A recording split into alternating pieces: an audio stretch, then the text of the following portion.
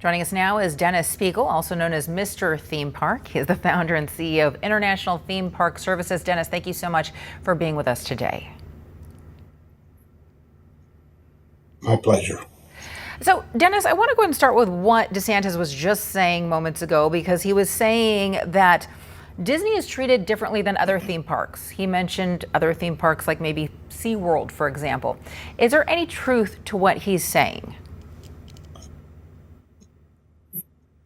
Well, Disney established the relationship with the state of Florida some 60 plus years ago with the Reedy Creek Agreement. And it's been a program that's worked very well for both Disney and Florida. At the time that was established, SeaWorld was a fledgling park, and Universal hadn't even come to Florida at that point in time. It's in my opinion, it's a marriage that's in its basic seventh decade that has unnecessarily gone wrong.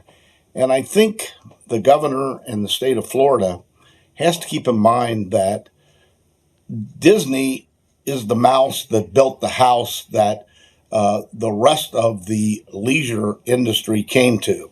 What Disney did was create the mecca of leisure in the world. And the program worked. It wasn't having problems. It had a few ripples through the years, but it was overall a very good program. And I really think, as a third-party viewer, that this is emanated because of the Don't Say Gay issue, the potential parental rights educational bill, and that the governor was upset with the former chairman, Bob Chapek's approach to that. So, Dennis, circling back to something that you had said that Disney created a mecca for leisure around the world. Disney is also the third largest employer in the state of Florida. Is DeSantis playing with fire here? I want you to go ahead and take a listen to what Marco Rubio had to say earlier, and I'll get your reaction on the other side. I don't think Disney's going to go anywhere. They've invested a lot of money and time, and I think that's going to find itself out. I do worry that if this happens too many times, businesses that are thinking about coming to Florida are saying, maybe we don't want to go there because if we get into a firestorm with them politically, they're going to come after our business. Disney is a huge corporation. What does picking this kind of a fight with a company like Disney do? Well, this has escalated into one of the most difficult situations I've ever seen occur in our industry. And I've been in our industry 50 years and built theme parks all over the United States and all over the world. As you said, Disney's the second largest employer of personnel in the state of Florida with 75,000 employees. They generate on average $75 billion per year. Their tax base is amazing. And I think the senator's right. Disney isn't going anywhere. I think, frankly, the governor will be gone before Disney would ever move an inch. He may go to the run for a president or become something else, but Disney isn't going anywhere. They have too much invested. They're too important to Orlando, and they're too important to the entire state of Florida. Do you think they have anything to lose, though? I mean, Disney's claiming that DeSantis is weaponizing the government just because he doesn't like their stance on an issue.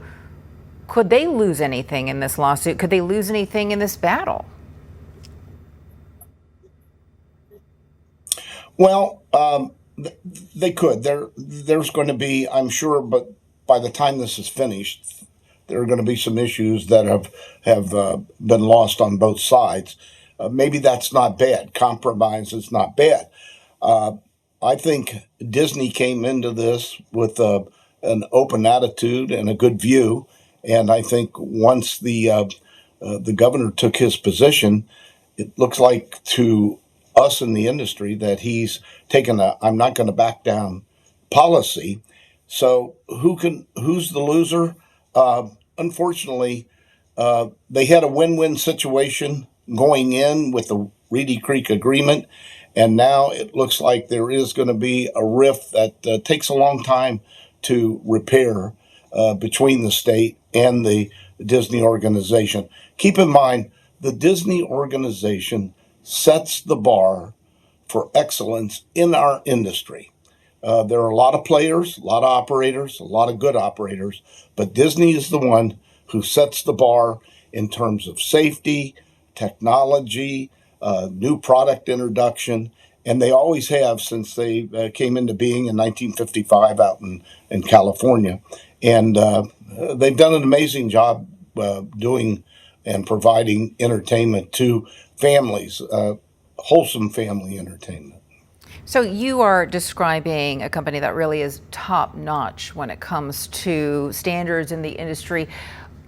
Do you think there will be ripple effects here? What might this fight do to Disney employees or visitors? How might this impact tourism in Florida? Well, I don't think it'll have any impact on either the employees or the guests. And let me explain why. As you know, Disney has announced that they've been eliminating jobs and have begun just recently eliminating 7,000 jobs. That had nothing to do with what we're talking about today. From a guest standpoint, the guest isn't going to feel this in the front of the park at all when they visit. They're not going to know what's going on behind the scenes. There aren't going to be any cutbacks there. Where it eventually could impact Disney is on their growth, on their expansion. I mean, we heard the governor say the other day, I watched the press conference and I had to shake my head when he said we possibly could build a prison on some of the adjoining property. Well, that just doesn't even make sense. I mean, that was a bad poke, I think, at Disney to show him how strong he could be. But from a guest standpoint, from an employee standpoint, no, I really don't think it'll have an impact on their employment or on the visitation in the future. Will it maybe slow down Disney's interest in expanding and opening a new park? It could very well. I mean, Disney in the last couple of years has been moving their employee base to Florida from California because they were experiencing some unreasonable situations out there from the government. And now to have this happen in Florida, from my perspective, their standpoint, it just doesn't make sense. All right, Dennis Spiegel is the founder of International Theme Park Services. Dennis, thank you so much for your time today. We appreciate it.